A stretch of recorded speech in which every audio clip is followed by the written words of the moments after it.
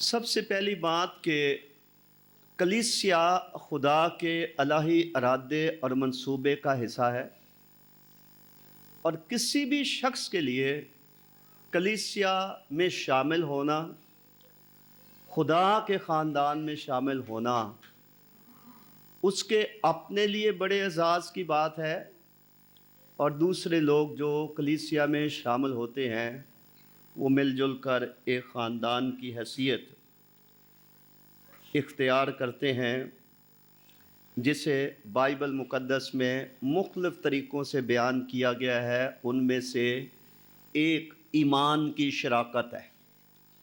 میں نے جہاں تک خدا کے کلام کا مطالعہ کیا ہے، میں نے جانا ہے کہ ہماری کلیسیا میں شامل ہونے کے بعد کم از کم 12 قسم کی شراکت ہے جو کلیسیا میں شامل ہونے کے باعث ہمیں حاصل ہے۔ اس شراکت میں سے ایک شراکت کا تو میں نے آپ کے سامنے ذکر کیا، اور وہ ہے ایمان کی شراکت، کہ ہم سب چونکہ مسیح پہ ایمان رکھتے ہیں اس لیے ہم اکٹھے ہیں۔ ہم کو انجمن نہیں ہے، ہم کو محض ایک فرقہ نہیں ہے، ہم ایک گروہ نہیں ہے، اکٹھ نہیں ہیں۔ ہم مسیح جو بدن کا سر ہے، ہم اس بدن کے ساتھ ہم پیوستہ ہیں، اور ہماری ایمان کی شراکت ہے جو کہ بہت بڑی شراکت ہوتی ہے، کیونکہ جب کوئی شخص ایمان کو تبدیل کرتا ہے تو لوگ دھکے دے کے گھر سے نکال دیتے ہیں، عذار ثانی کا سامنا اس کو کرنا پڑتا ہے، جائیداد سے اس کو آنکھ ہونا پڑتا ہے، اور کئی طرح کے معاشرتی مسائل کا اس کو سامنا کرنا پڑتا ہے۔ ہمارے پنجابی کلچر میں ایک فریز استعمال کی جاتی ہے، اور وہ ہے حکا پانی بند۔ حکا پانی بند کا لفظی مطلب یہ معنی یہ ہے، کسی کے ساتھ تعلق قطع کر لینا، میل جول نہ رکھنا، بات چیت نہ کرنا، کھانا پینا نہ، یعنی اس سے کنارہ کشی کرنا۔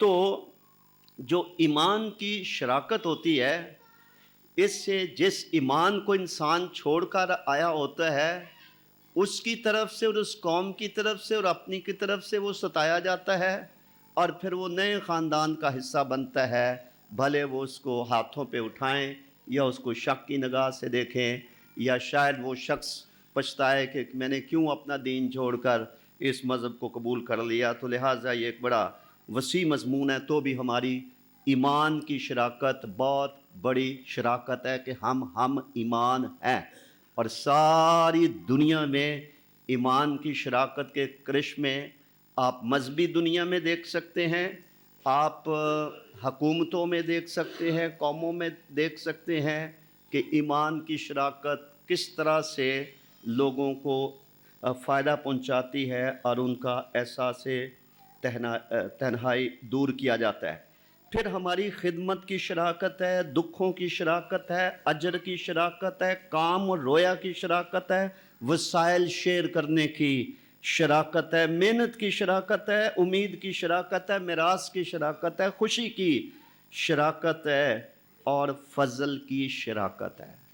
تو جب ہم خدا کے کلام کے مطابق ہم کم از کم 12 طرح کی آپس میں شراکت رکھتے ہیں، تو یہ کتنی بڑی شراکت ہے، یہ کتنی بڑی شراکت۔ اگر کوئی چاہے ان 12 کے اوپر ایک کتاب لکھ سکتا ہے کہ یہ 12 قسم کی شراکت ہمیں خدا کی نگاہ میں کس قدر اہم بناتی ہے، اور پھر ہمیں ایک دوسرے کے لیے کس طور سے یہ شراکت باعث برکت بناتی ہے۔ سو میں سب سے پہلے وہ تمام لوگ، بھلے وہ پرانے 30-35 سال 40 سال پہلے سے بنیادی اس کلیسیا کے ارکان یا ممبران رہے ہیں، بھلے وہ ہوں یا بعد میں آنے والے لوگ ہوں، میں سب سے پہلے آپ سب کا شکر گزار ہوں کہ آپ ہم سبوں کے ساتھ آپ ایمان کی شراکت میں شریک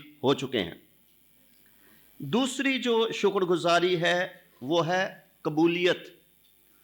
خداوند یسوع المسیح نے فرمایا، جو تمہیں قبول کرتا ہے وہ مجھے قبول کرتا ہے۔ کلیسیا کی قبولیت دو طرح کی ہوتی ہے۔ ایک کلیسیا کی قبولیت ہوتی ہے قیادت کی، لیڈر کی، یا جتنے پیشوا ہوتے ہیں۔ فرض کریے اگر کلیسیا کسی شخص کو اپنا پاسٹر نہ مانے تو وہ بھی ایک بڑا بگاڑ پیدا ہو سکتا ہے۔ کلیسیا کے ارکان اگر ایک دوسرے کو قبول نہ کریں، کبھی آپ نے سنا کسی سے کہ چونکہ وہ اس چرچ میں جاتے اس لیے ہم نے نہیں جانا وہاں پہ، ٹھیک ہے؟ تو ایک شکر گزاری یہ بھی ہے کہ ہم ایمان میں شریک ہیں، دوسری شکر گزاری یہ ہے کہ ہم قبولیت میں شریک ہیں، کہ جو کلیسیا اپنی قیادت کی عزت کرتی ہے یا اس کو قبول کرتی ہے کہ وہ اپنی انسانی کمزوریوں کے باوجود بھی خدا کے ممسوح ہیں اور خدا نے ان کو مقرر کیا، بلایا اور بھیجا، اور ہمارے اوپر انہوں نے بااختیار بنا کر مقرر کر رکھا ہے، تو ان کو قبول کرنا اور پھر ایک دوسرے کو قبول کرنا۔ کبھی کبھی شاید یہاں تو ایسا ہم نہیں دیکھتے، ہم نے کئی جگہ پر دیکھا ہے کہ جہاں غریب لوگ عبادت کرتے ہیں تو پڑھے لکھے اور امیر لوگ وہاں نہیں جانا چاہتے۔ کسی جگہ لوگ چٹائی پہ بیٹھ کے عبادت کرتے ہیں تو لوگ بینچز پہ بیٹھ کے عبادت کرنا چاہتے ہیں۔ کسی جگہ لوگ گھر میں عبادت کرتے ہیں تو کئی لوگ کسی عالی شان کیتھیڈرل ٹائپ چرچ میں جا کر عبادت کرنا چاہتے ہیں۔ تو یہ جو قبولیت ہے، نہ صرف کلیسیا کا قیادت کو قبول کرنا شکر گزاری کی بات ہے، بلکہ لوگ جب ایک دوسرے کو قبول کرتے ہیں کہ ہم مسیح میں بہن بھائی ہیں، ہمارا ایک ہی باپ ہے، ہمارا ایک ہی خاندان ہے، اور کلیسیا ایک طرح سے ماں کی حیثیت بھی رکھتی ہے۔ اور تمام قسم کی منسٹریز، آج لوگ فرق قسم کی منسٹریز کھول لیتے ہیں، لیکن تھیولوجیکلی ہر منسٹری، ہر خدمت، کلیسیا is the mother of all ministries, یہاں سے نکلتی ہے۔ آپ الگ کو میوزک منسٹری نہیں کھول سکتے، کو پریزن منسٹری نہیں کھول سکتے، کو میڈیکل مشن نہیں کھول سکتے کہ ہماری یہ مشن ہے۔ Every thing is with in the church. کلیسیا میں سے یہ ساری خدمات کلام کے مطابق نکلتی ہیں۔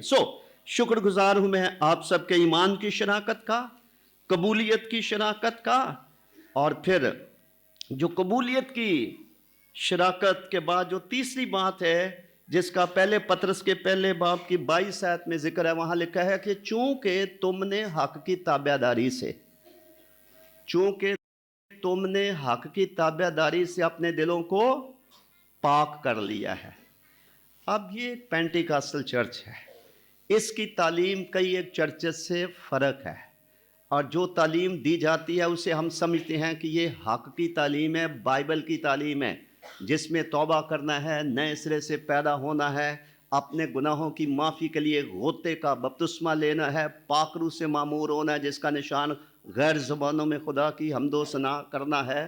تو یہ ایک حق ہے جس کی یہاں تعلیم دی جاتی ہے۔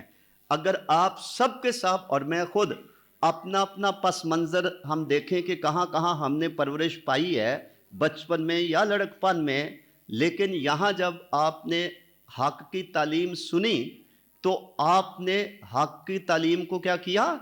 قبول کیا۔ اگر نہ کیا ہوتا تو جن رفاقتوں میں ہم نے آنکھ کھولی یا پرورش پائی، ان کو چھوڑ کر ہم اس جماعت میں جیسے عرصہ دراز سے بھائی مشن کہا جاتا ہے، تو اس میں ہم شامل نہ ہوتے۔ تو لہٰذا میں اس بات کے لیے بھی آپ سب کا شکر گزار ہوں کہ آپ نے حق کو پہچانا، نہ صرف حق کو پہچان کر آپ نے ٹال مٹول کیا، بلکہ آپ نے اس کو سینے سے بھی لگایا، آپ نے حق کی تابعداری کی۔ اگر آپ کو پتہ چل گیا کہ اگر تم توبہ نہ کرو گے تو سب اسی طرح سے ہلاک ہو جاؤ گے، تو ہم نے توبہ کر لی۔ اگر ہمیں پتہ چلا کہ تم میں سے ہر ایک اپنے گناہوں کی معافی کے لیے مسیح یسوع کے نام پر بپتسمہ لے، تو ہم نے لیا، اور باپ بیٹے پاک روح کے نام سے لیا، جو بائبل میں لکھا ہوا ہے۔ تو یہ ہے حق کی تابعداری۔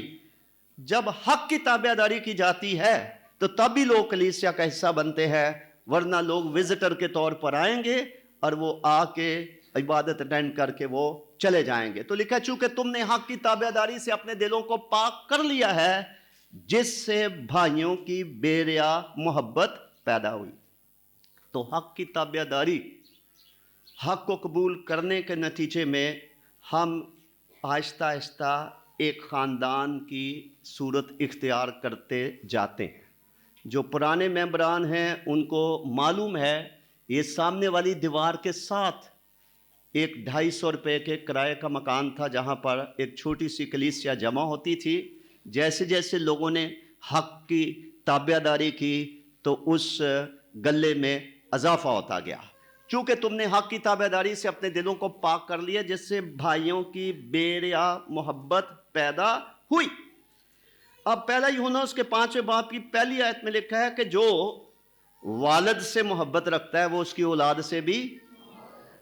ہمارا والد کون ہے؟ ہمارا والد خدا ہے جس سے ہم پیدا ہوئے ہیں۔ تو اگر ہم سے کوئی پوچھے کہ کیا آپ خدا سے محبت رکھتے ہیں تو میرا خیال ہے کہ ہم میں سے ہر ایک بے اختیار کہے گا کہ کیوں نہیں، خدا سے محبت نہیں رکھیں گے اور کس سے رکھیں گے؟ ہم اس کا دعویٰ کریں گے۔ لیکن کلام کی تعلیم یہ ہے جو والد سے محبت رکھتا ہے وہ اس کی اولاد سے بھی محبت رکھتا ہے۔ چونکہ ہمیں بتایا گیا ہے کہ ہم نہ خون سے نہ جسم سے نہ انسان کی خواہش اور ارادے سے بلکہ ہم خدا سے پیدا ہوئے ہیں، اور جتنوں نے مسیح یسوع کو قبول کیا اس نے انہیں خدا کے فرزند بننے کا حق بخشا۔ تو ہمارا والد ہے خدا، تو اس کی اولاد کون ہے؟ کلیسیا، ایماندار، مسیح کو قبول کرنے والے جو اس کے بیٹے بیٹیاں بن گئے ہیں، تو وہ والد کی اولاد ہے۔ تو لہٰذا ہماری زندگی میں ایک بہت بڑا تضاد ہوگا اگر ہم خدا سے پیار کرنے کا تو دعویٰ کریں لیکن ایک دوسرے سے محبت نہ کریں، نفرت کریں، حسد رکھیں، کینہ رکھیں اور میل ملاپ نہ رکھیں، تو یہ ہماری زندگی میں اور ایون خدمت میں ایک بہت بڑا تضاد ہوگا۔ ایمان کی شراکت کے لیے خدا کا شکر ہو، قبولیت کی شراکت کے لیے شکر ہو، اور محبت کی، اور جو محبت کی جو شکر گزاری ہے کہ حق کی تابع داری کرنے کے سبب سے محبت پیدا ہوئی، تو محبت کی خصوصیات دنیا کے کسی لٹریچر میں، کسی مذہب میں آپ کو وہ خصوصیات نہیں ملیں گی جو کرنتھس کی کلیسیا کو لکھے گئے پہلے خط کے 13ویں باب میں ہمیں ملتی ہیں۔ یہ دنیا بھر کے اسکالر، دنیا بھر کے دانشور اس بات کو مانتے ہیں کہ جو محبت کی ڈیفینیشن یا تعریف یا خاصیتیں بزرگ پولس رسول کو روح القدس نے بتائیں اور اس کے ہاتھ سے لکھوا دیں تو وہ کسی اور مذہبی کتاب یا لٹریچر میں ہمیں نہیں ملتی ہیں۔ تو اس محبت کے اندر صرف محبت زبانی سے نہیں کی جاتی ہے کہ جو آج کا ایک سستا جملہ ہے دنیا نے اپنا لیا I love you، یہ بہت آسان ہے کہنا۔ بائبل کا جو لو ہے وہ بہت فرق ہے۔ اس محبت میں سب سے پہلی جو اس کے اندر خاصیت ہونی چاہیے وہ ہے سہنا یا برداشت کرنا۔ محبت سب کچھ سہ لیتی ہے، سب باتوں کی برداشت کرتی ہے۔ تو محبت میں پھر قربانی بھی ہے۔ خدا نے جہان سے محبت کی اور لفظوں سے ہی صرف نہیں کی، اس نے کچھ دیا، اپنا بیٹا قربان کیا، ثابت کیا کہ میں محبت رکھتا ہوں۔ ابراہیم نے خدا سے محبت رکھنے کا دعویٰ کیا تو اس نے اپنا بیٹا قربان کر کے یا کرنے کے لیے تیار ہو کے اس نے ثابت کیا، قائل کیا خدا کو کہ میں سچ مچ تجھ سے محبت رکھتا ہوں۔ محبت میں برداشت ہے، محبت میں قربانی ہے اور محبت میں عزت ہے۔ یاد رکھو آخری زمانے کی ایک نشانی عزت داروں کو بے عزت کرنا بھی ہے۔ تو محبت جس سے ہوتی ہے اس کی کوئی توہین نہیں کرتا ہے، اس کی کوئی بے عزتی نہیں کرتا ہے، اور محبت کی ایک خاصیت ہے کہ وہ عزت کرتی ہے، قربانی کر دیتی ہے، برداشت کرتی ہے۔ پھر محبت کی ایک اور بھی خاصیت ہے کہ یہ شک نہیں کرتی۔ جس شخص کے اندر محبت نہیں نہ ہوتی، آپ کو اس کو سچی بات بھی کہیں تو ہو سکتا ہے آپ کے منہ پہ خاموش رہے، لیکن وہ دل سے اس بات کو قبول نہ کرے، کیونکہ محبت سب باتوں کا یقین کر لیتی ہے. ٹرسٹ کا رشتہ، بزنس میں ٹرسٹ کا رشتہ چاہیے. میاں بیوی شادی شدہ زندگی میں اعتماد کا، ٹرسٹ کا رشتہ چاہیے. کلیسیا میں ایک دوسرے کے ساتھ مل کر چلنا، خدمت کرنا، ٹرسٹ کا رشتہ چاہیے. شک کرنا، بدگمانی کا شکار ہونا، برے خیال اپنے دلوں میں لانا، وہ محبت نہیں ہوتی. پھر محبت کی ایک اور بھی نشانی ہے، اور وہ ہے کہ محبت اپنی بہتری نہیں چاہتی. آخری زمانے کی نشانی یہ بھی ہے کہ آخری زمانے میں انسان کیا ہوں گے؟ خود غرض، اپنی ان کو پڑی ہوئے گی اور دوسرے کی فکر نہیں کریں گے. تو محبت اپنی بہتری نہیں چاہتی، وہ دوسرے کی بہتری چاہے گی کہ دوسرا برکت پائے، عزت پائے، بڑھے اور ترقی کرے. تو لہٰذا آپ جو کلیسیائی ممبران ہیں، اگر آپ نے قیادت سے محبت کی، قیادت کی بیوقوفیوں کی آپ نے برداشت کی، عزت کی، قربانی دی، یا دکھ سہا، یا یقین کیا، یہ ساری باتوں کے لیے بھی آپ شکریہ کے مستحق ہیں. چوتھی بات جس کے لیے شکر گزاری کرنے کی ضرورت ہے وہ ہے فرمانبرداری. آج کی دنیا میں جو بات ماننا ہے، کسی کی بات ماننا ہے، یہ ایک بہت بڑا مشکل کام ہے، کیونکہ کوئی نہیں چاہتا کوئی کسی کو منع کرے. ہر آدمی آزادی چاہتا ہے، بچے ہوں، جوان ہوں، بزرگ ہوں، کہ ہمیں نہ کوئی روکے. اور پیدائش سے لے کے مکاشفہ تک اگر ہم خدا کے کلام کا مطالعہ کریں تو سب سے پہلا گناہ کو نہ حرام کاری تھا اور نہ خون ریزی تھا، ڈس اوبیڈینس، نافرمانی. اور یہ بھی آخری زمانے کی نشانی ہے کہ آخری زمانے میں لوگ ڈھیٹ ہوں گے، نہ ماں باپ کے نافرمان ہوئیں گے. ٹھیک ہے؟ تو عبرانیوں کے خط کے 13ویں باب کی 17ویں آیت میں لکھا کہ اپنے پیشواؤں کے فرمانبردار رہو جو تمہاری روحوں کے فائدے کے لیے تمہاری خاطر جاگتے ہیں. تو فرمانبرداری جس کے سلسلے میں ہمیشہ خدا کو اپنے بندے بندیوں اور خصوصاً بنی اسرائیل قوم سے گلہ رہا. آدم کی سزا کی بنیاد کیا تھی؟ چونکہ تو نے میری بات نہ مانی، تو نے اپنی بیوی کی بات مانی. میں نے کہا تھا اس درخت کا پھل نہ کھانا، تو نے میری بات نہ مانی، اپنی بیوی کی بات مانی، لہٰذا زمین تیرے سبب سے کیا ہوئی ہے؟ لعنتی ہوئی ہے. اب وہ اونٹ کٹارے اگائے گی. ٹھیک ہے؟ تو محنت مشقت کر کے خون پسینہ، تجھے روٹی کی فکر لگی رہے گی، عورت درد کے ساتھ بچہ جنیں گی، یہ تمہاری سزا ہے، تو نے میری بات نہ مانی. تو شریعت آپ دیکھ لیجیے، استثناء کی کتاب 27، 28، 29 باب آپ پڑھ لیں، بڑے بڑے ابواب ہیں، سب نافرمانی اور فرمانبرداری کے نتائج وہاں لکھے ہیں، برکت اور لعنت بتائی گئی ہے. اگر آپ نے اپنے پاسبان کی یا ساتھی پاسبانوں کی، خدمت گزاروں کی فرمانبرداری کی ہے خداوند کی خاطر، ان کی خاطر نہیں، خداوند کی خاطر، خدا کے کلام پر عمل کرنے کی خاطر، تو اس بات کے لیے بھی ہمارا فرض بند ہے کہ ہم آپ کا شکر ادا کریں. ایک اور بڑی پیاری بات لکھی، میں حوالہ نہیں پڑھوں گا، دوسرے کرنتھیوں کے خط کے 8ویں باب کی 5ویں آیت میں لکھا ہے کہ ہم خدا کا شکر ادا کرتے ہیں کہ آپ نے خدا کی مرضی سے پہلے اپنے آپ کو خدا کے سپرد کیا اور اس کے بعد ہمارے سپرد کیا. خدا آسمان پر تخت نشین ہے، خدا کی نمائندگی اس کے خادم کرتے ہیں.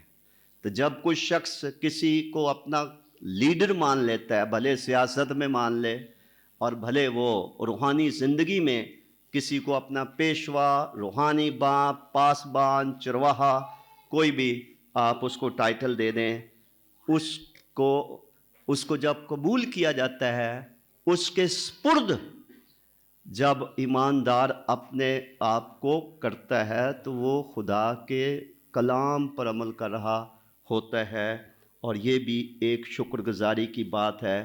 میں یہ کہنے میں کوئی عار محسوس نہیں کرتا کہ جس خادم کو لوگ قبول نہ کریں کہ یہ صحیح خادم نہیں ہے، اور وہ ان کو پسند نہ ہو، اور وہ ان کے کہہ لیں کہ فریم ورک میں وہ فٹ نہ ہو رہا ہو، تو ایسے لوگ کبھی ایسے لیڈر کے وسیلے سے کبھی برکت نہیں پا سکتے اور کبھی روحانی ترقی نہیں کر سکتے۔ ان کا پھر وتیرہ یہی ہے کہ چرچ بدلنا، آج اس چرچ چلے گئے، پھر اس خادم کو اپنا پرکھ لیا، پھر وہ نہ پسند آیا، پھر کہیں اور چلے گئے۔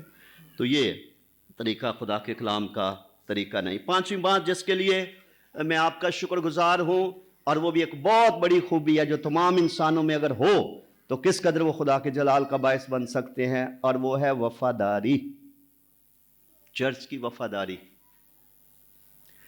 کئی ممبر آپ نے دیکھا ہوگا وہ سب جگہ کے ممبر ہیں۔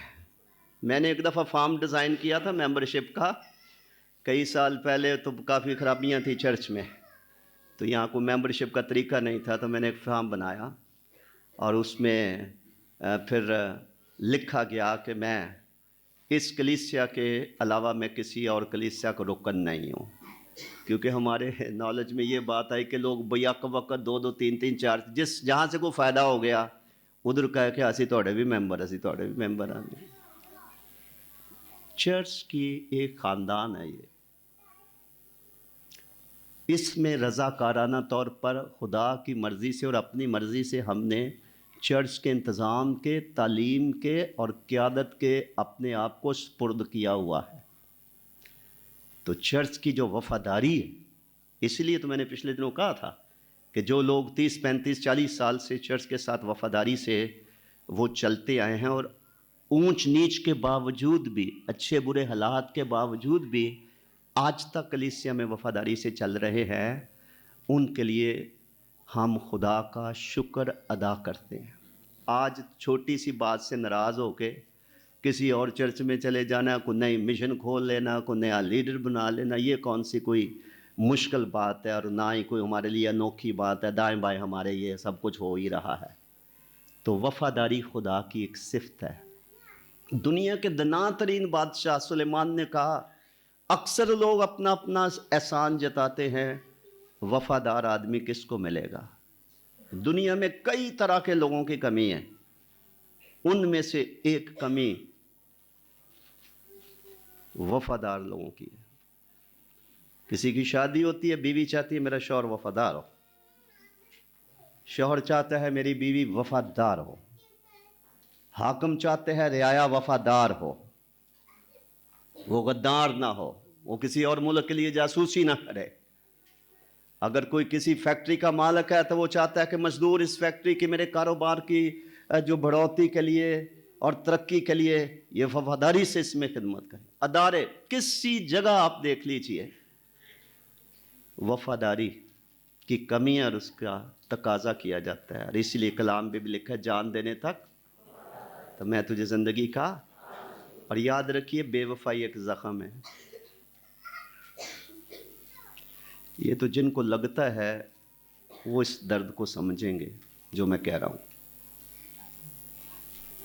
ازدواجی زندگی میں، خدمت میں، خاندانی زندگی میں، کاروبار میں، برادری میں، ٹھیک ہے، فرینڈشپ میں، ویر ایور، بے وفائی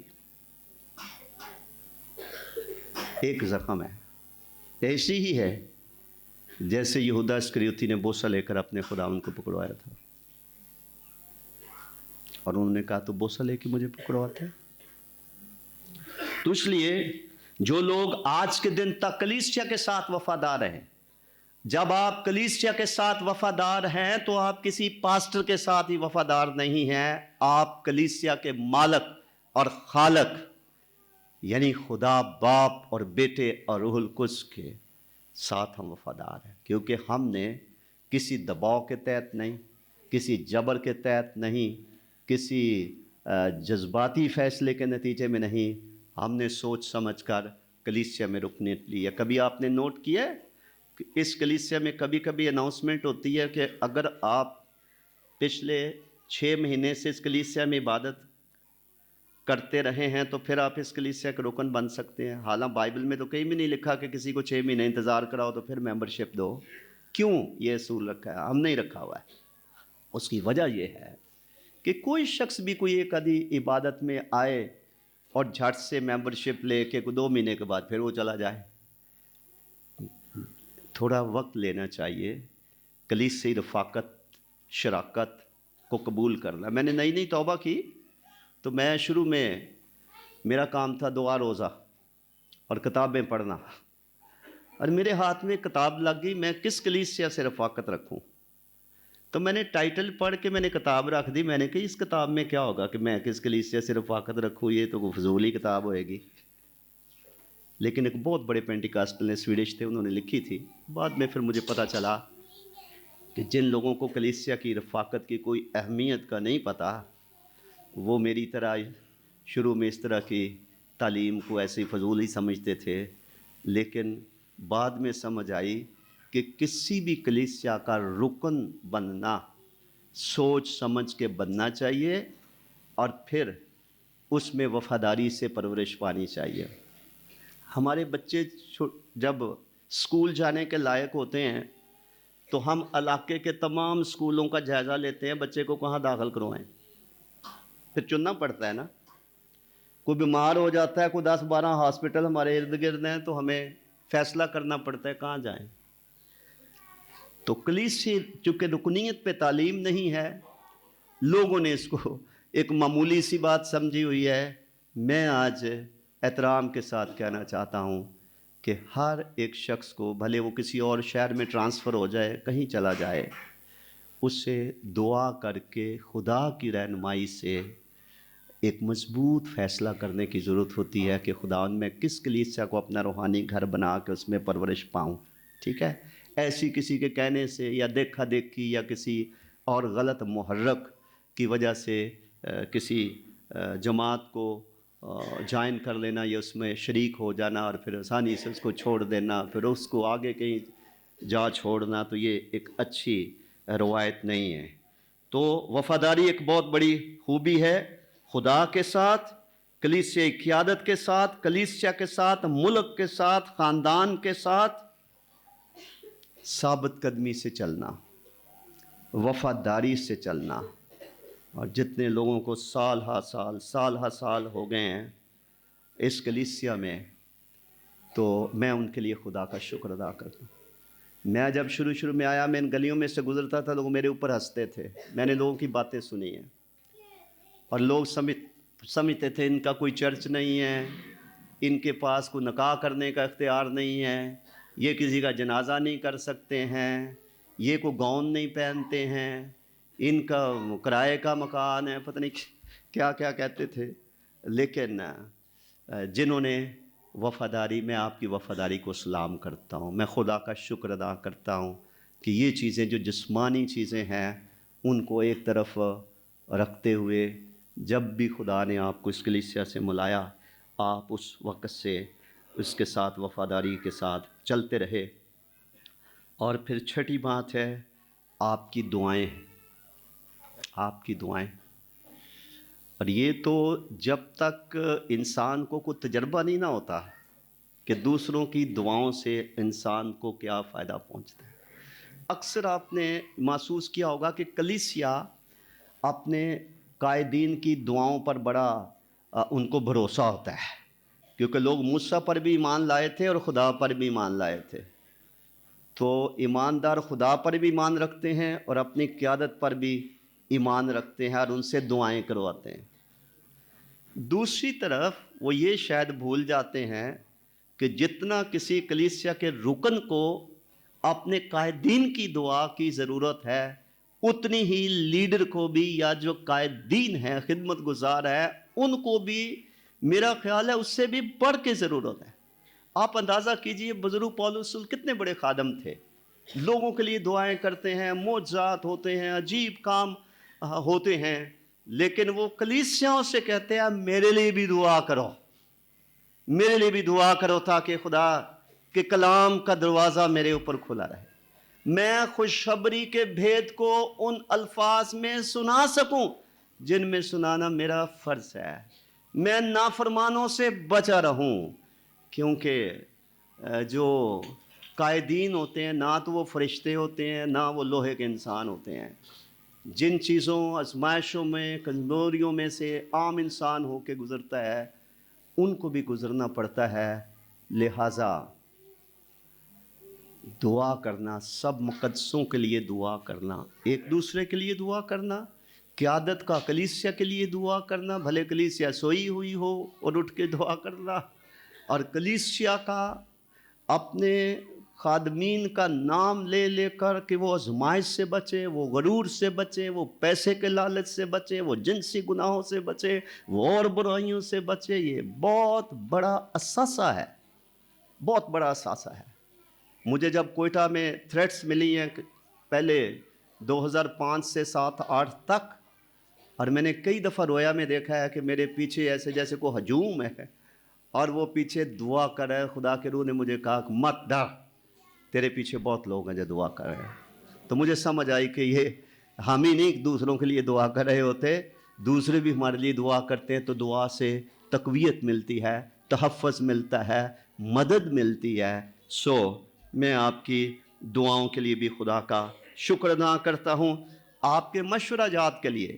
کلیسیا میں ہر طرح کے لوگ ہوتے ہیں، کچھ لوگ ہوتے ہیں آتے ہیں عبادت کر کے چلے گئے، اور کئی لوگ ایسے ہیں جو خداوند کے بدن کی تعمیر اور ترقی کے لیے وہ کچھ سوچ سکتے ہیں اور وہ کوئی مشورہ دے سکتے ہیں، اور آپ کی دعاؤں کے لیے، مشورہ جات کے لیے، اور پھر مہمان نوازی کے لیے۔ یہ سب کو تو یہ توفیق نہیں ہوتی ہے، لیکن کئیوں کے پاس مہمان نوازی کی خدمت ہوتی ہے، اور وہ باہر سے خادم آتے ہیں اور وہ ان کو گھروں میں بسا لیتے ہیں اور ان کی خدمت کرتے ہیں، اور اس طرح سے وہ مہمان نوازی کرتے ہیں۔ گو میں جیسے کہہ رہا ہوں کہ یہ سب کے پاس وہ نہیں ہوتی ہے، کبھی کبھی لوگ صرف تعلقات کی بنا پہ کسی کو پیار کرتے ہیں تو اس کو بلا لیا تو وہ خادم سمجھ کر، تو وہ بہت کم ہوتے ہیں، لیکن جن کے پاس ہوتے ہیں وہ فوراً اپنا آپ اس خدمت کے لیے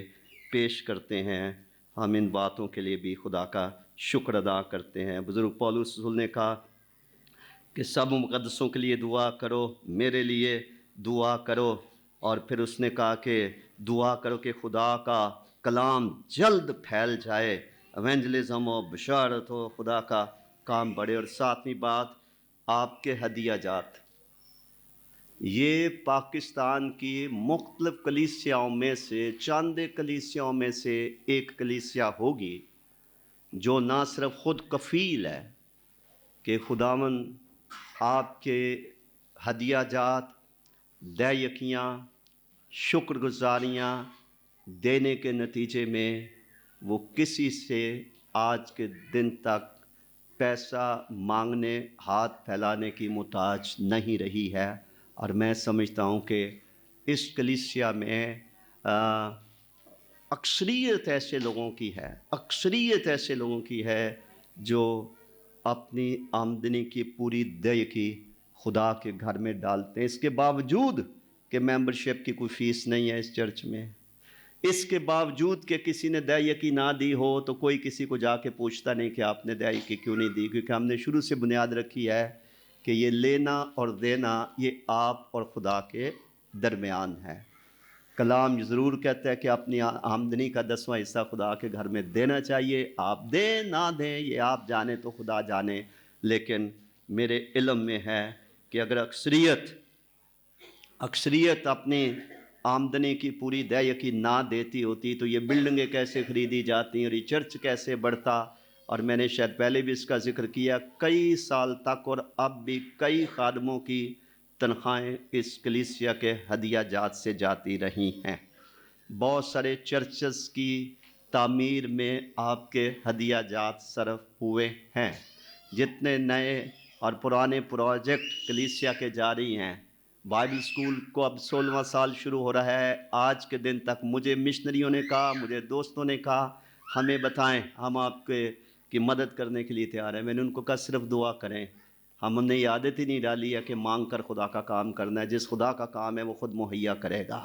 اور خدا کا شکر ہو کہ ہر سال کلیسیا سے جو سپورٹ جاتی ہے اور پھر بچے جو اپنی فیسیں دیتے ہیں اس کے نتیجے میں بائبل سکول جو ہے وہ آج کے دن تک چل رہا ہے. خدا کا نام عزت اور جلال پائے. سو آپ کے ہدیہ جات، آپ کے تحفے تحائف، آپ کی مہمان نوازی اور آپ کے صلاح مشورے، آپ کا وقت، آپ کی خدمات.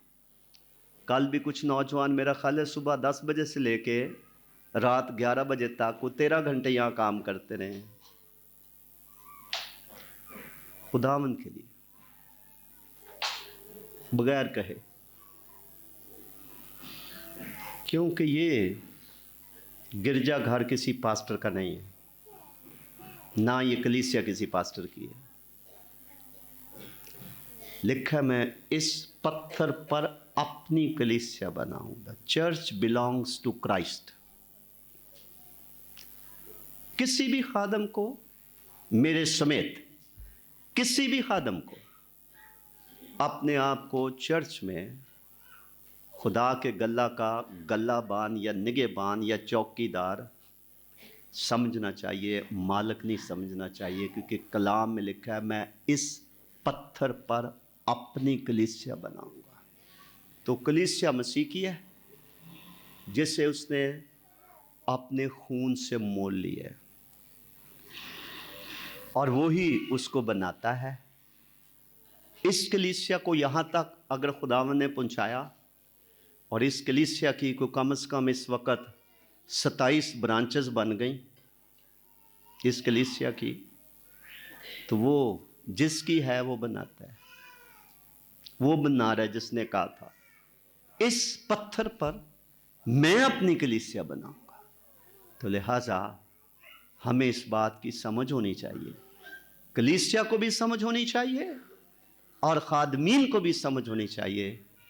Church properties everything belongs to God. چند سال پہلے ہم نے تمام اپنے چرچز میں بڑے سالوں سے ہم کوشش کر رہے تھے کہ لیکن بات نہیں بن رہی تھی. چند سال پہلے ہم نے چرچز کی تمام پراپرٹیز کے ٹرسٹ بنا کر تو ان کے نام پر یہ پراپرٹیز کی ہیں، تاکہ کوئی پاسٹر، کوئی اس کی اولاد اس کے مرنے کے بعد یہ نہ بتائے کہ جی یہ ہماری پراپرٹی ہے، ہمارا باپ یہاں خدمت کرتا تھا. اور جتنے عدالتوں میں کورٹ کیسز ہیں مختلف چرچز کے، اس حوالے سے اس کا اپنے جیتے جی ہم نے اس کا تدارک کر دیا ہے، تاکہ کسی کو کوئی غلط فہمی نہ رہے کہ اگر کوئی شخص کسی جگہ پر خدمت کرتا تھا تو اس نے سب کچھ نہیں کیا. وہ جو طاقت بخشتا ہے، جو سب سے اوپر ہے، جس نے کہا میں اس پتھر پر اپنی کلیسیا بناؤں گا، اس نے اس کلیسیا کو بنایا. تو آج میں یاد کرتا ہوں کہ جب خدا نے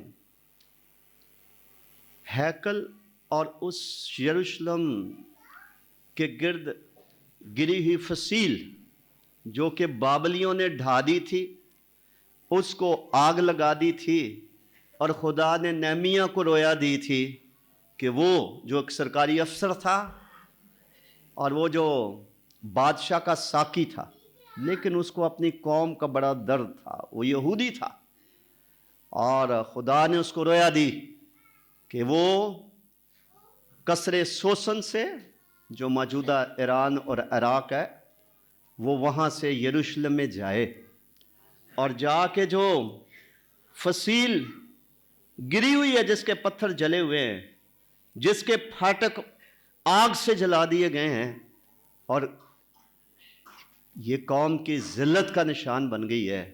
دنیا ہنستی ہے اور تانے دیتی ہے، تانا زنی کرتی ہے. خدا نے نہمیہ کو یہ رویا بخشا کہ وہ جا کے لوگوں کو آرگنائز کرے، منظم کرے، ایک ٹیم بنائے اور جا کے ان کو کہے کہ آؤ ہم یروشلم کی فصیل بنائیں.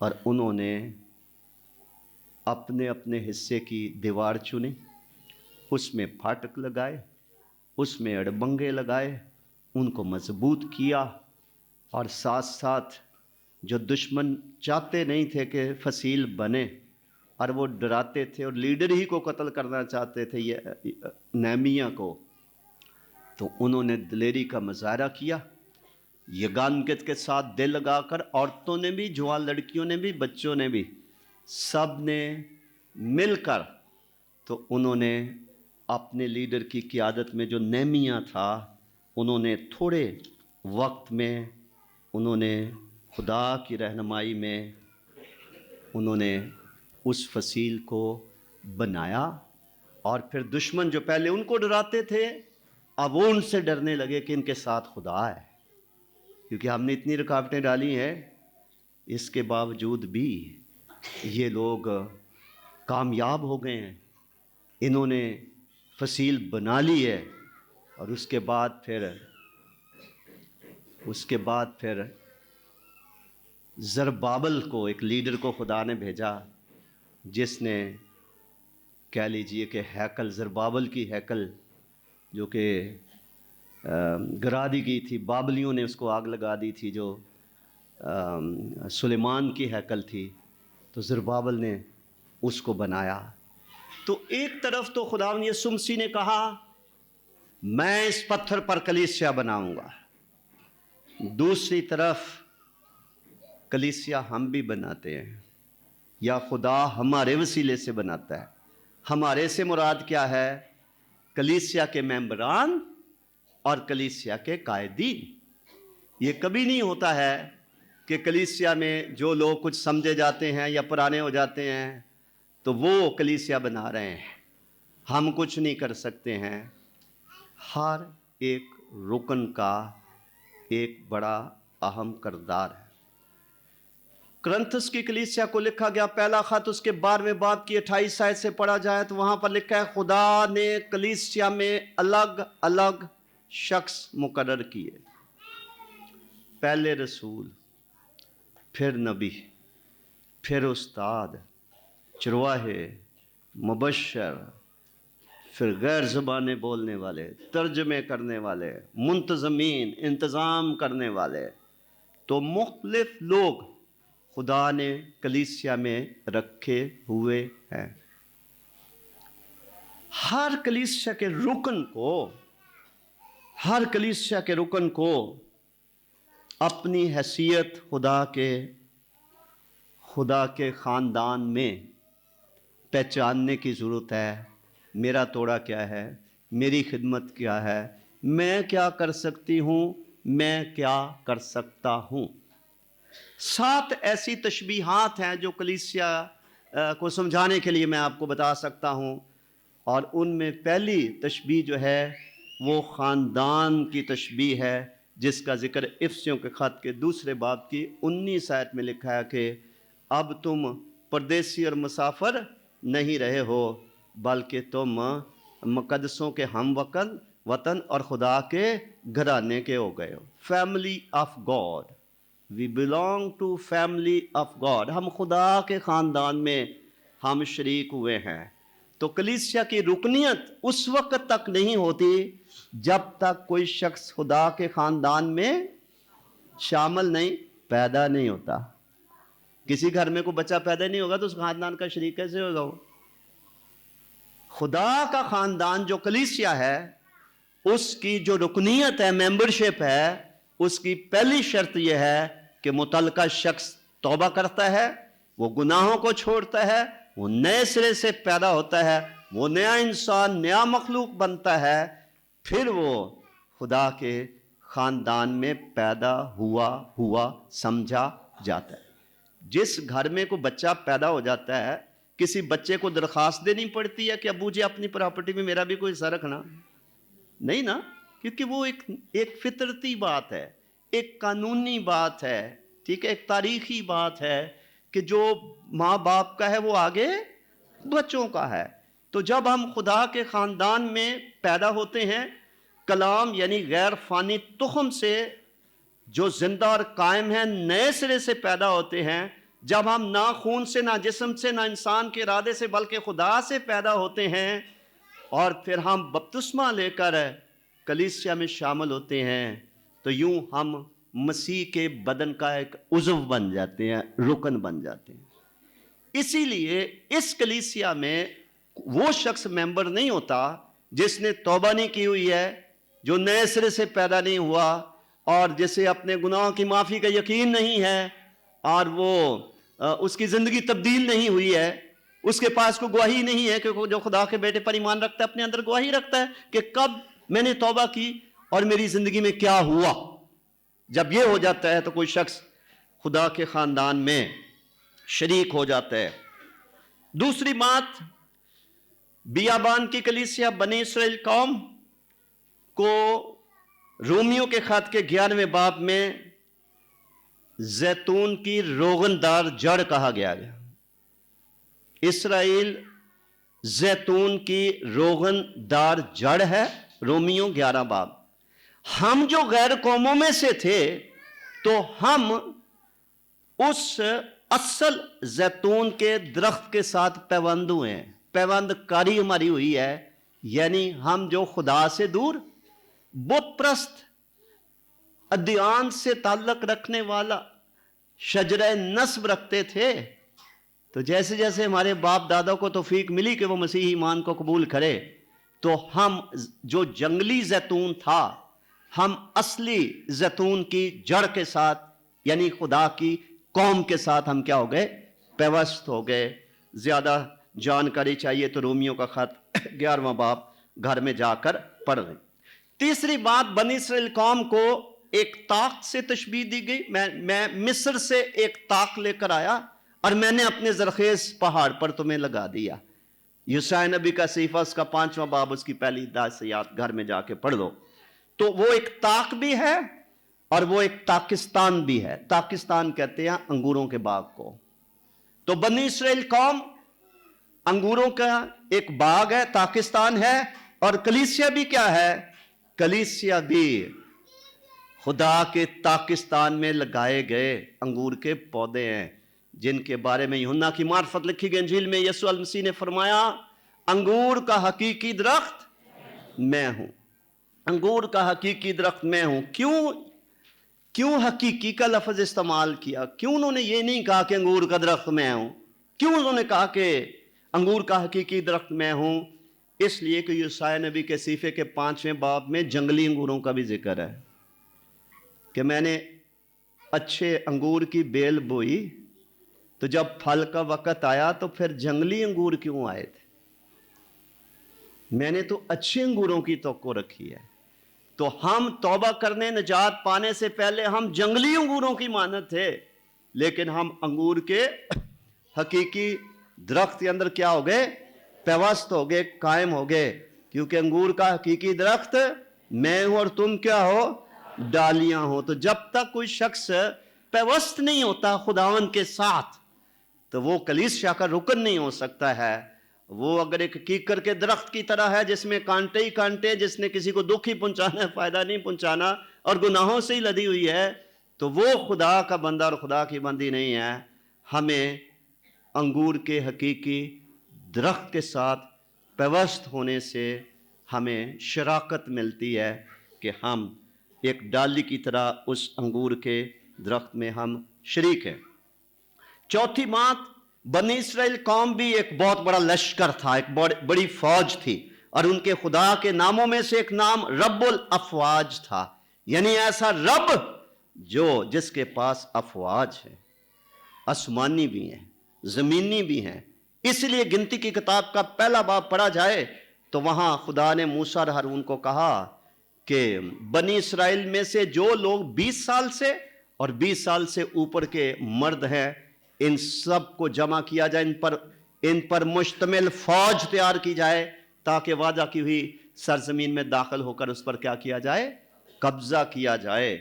तो कलीसिया भी एक फौज है जो बदी की और गुनाह और बदी और शरारत की ताकतों के सामने रुकावट खड़ी करती है, उसकी यलगार को रोकती है, वो रूहानी जंग लड़ती है। इसीलिए बुजुर्ग पौलुस रसूल ने तीमुथियुस से कहा था, मसीह के अच्छे सिपाही की तरह मेरे साथ क्या कर, दुख उठा। फिर उसने उनको नसीहत की थी कि जो सिपाही جنگ کے لیے جاتا ہے تو وہ دنیاوی معاملات میں اپنے آپ کو نہیں الجھاتا تاکہ اپنے بھرتی کرنے والے کو کیا کرے؟ خوش کرے۔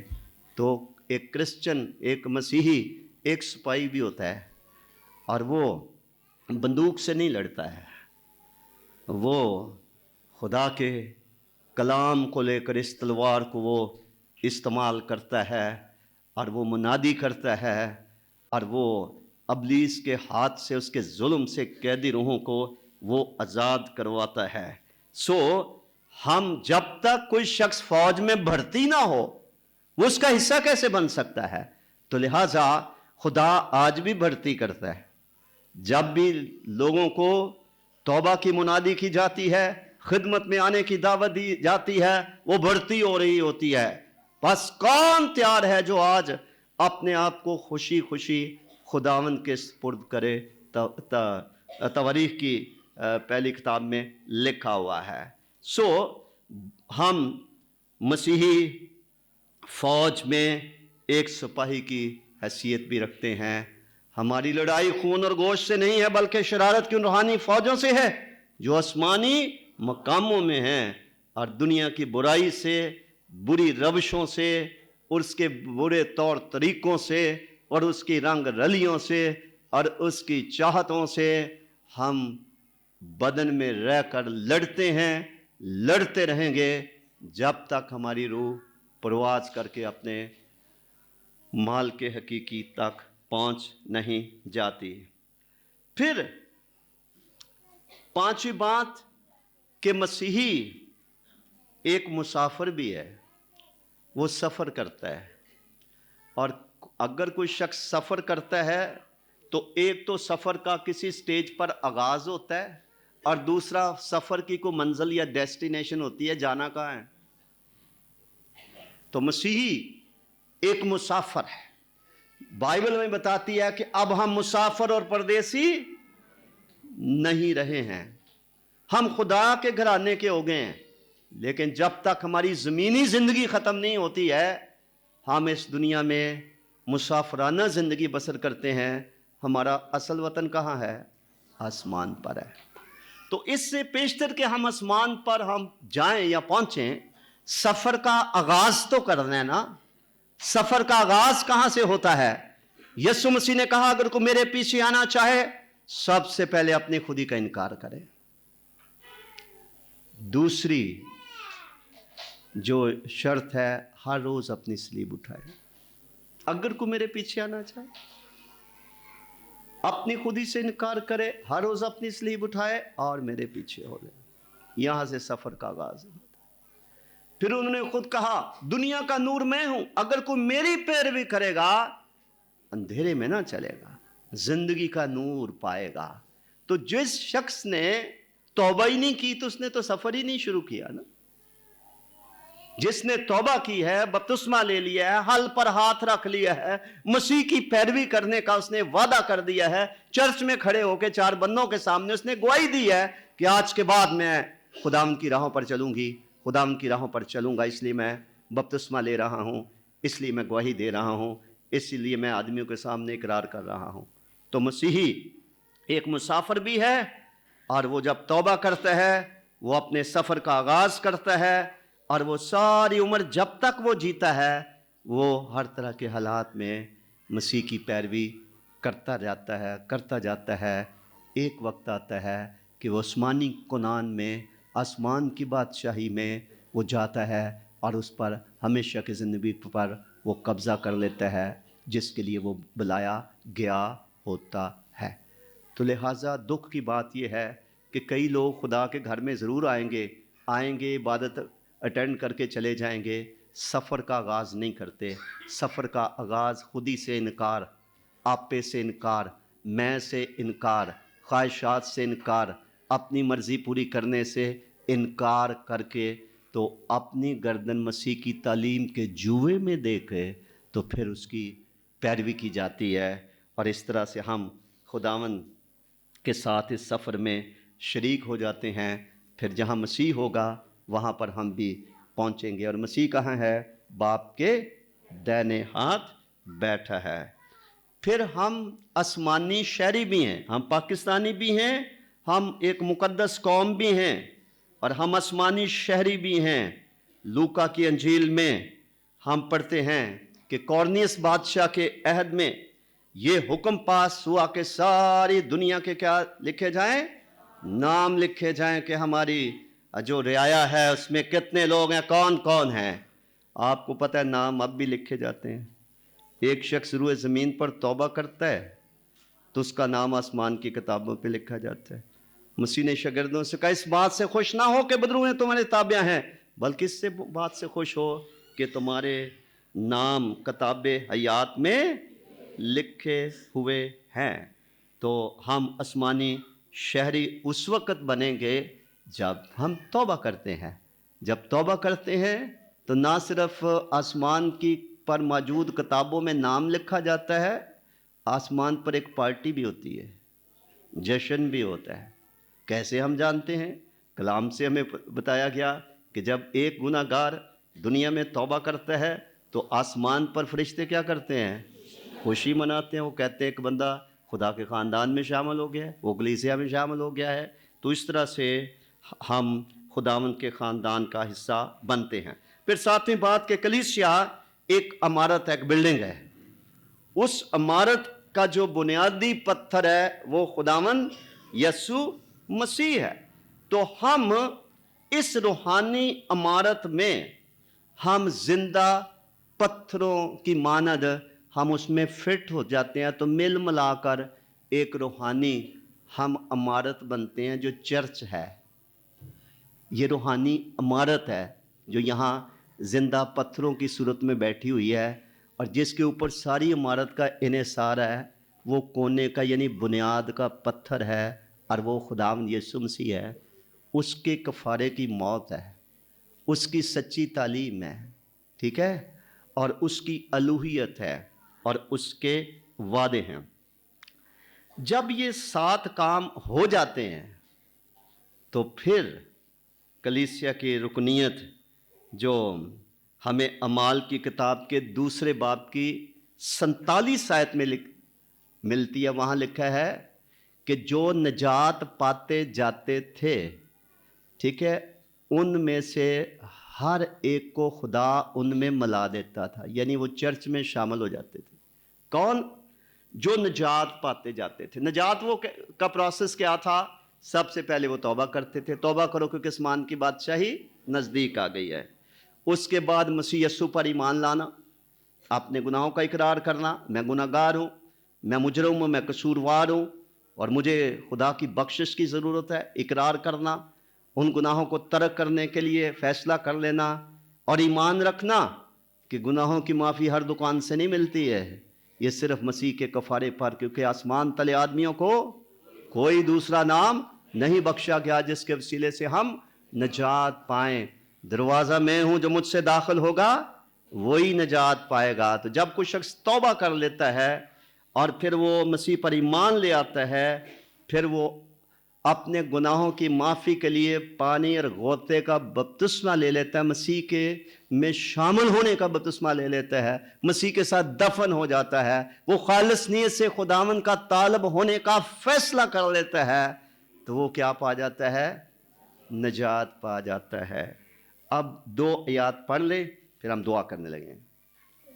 اعمال کی کتاب 2 باب 43 آیت میں لکھا ہے، اور ہر شخص پر خوف چھا گیا، اور بہت سے عجیب کام اور نشان رسولوں کے ذریعے سے ظاہر ہوتے تھے، اور جو ایمان لائے تھے وہ سب ایک جگہ رہتے اور سب چیزوں میں شریک تھے، اور اپنی جائیداد اور اسباب بیچ بیچ کر ہر ایک کی ضرورت کے موافق سب کو بانٹ دیا کرتے تھے، اور ہر روز ایک دل ہو کر ہیکل میں جمع ہوا کرتے، اور گھروں میں روٹی توڑ کر خوشی اور سادہ دلی سے کھانا کھایا کرتے تھے، اور خدا کی حمد کرتے اور سب لوگوں کو عزیز تھے، اور جو نجات پاتے تھے ان کو خداوند ہر روز ان میں، یعنی جو شخص نجات یافتہ نہیں ہے وہ خدا کی حقیقی کلیسیا میں شامل، وہ کسی روئے زمین پر کسی پادری صاحب کے मेंबरों के रजिस्टर में तो उसका नाम मुमकिन है हो, आसमान पे नहीं होगा। कि आसमान पर नाम के लिखे जाने के लिए ज़रूरी है कि वो निजात पाएँ, क्योंकि बुनियाद ये है जो निजात पाते जाते थे, भले वो यूनानी हों, भले वो रोमी हों, भले वो बुत परस्त हों, वो किसी कौम से भी क्यों गैर कौमों से तल्लुक़ रखते हों, जो निजात पाते जाते थे उनको हर रोज़ खुदावंद उनमें शामिल कर देता था।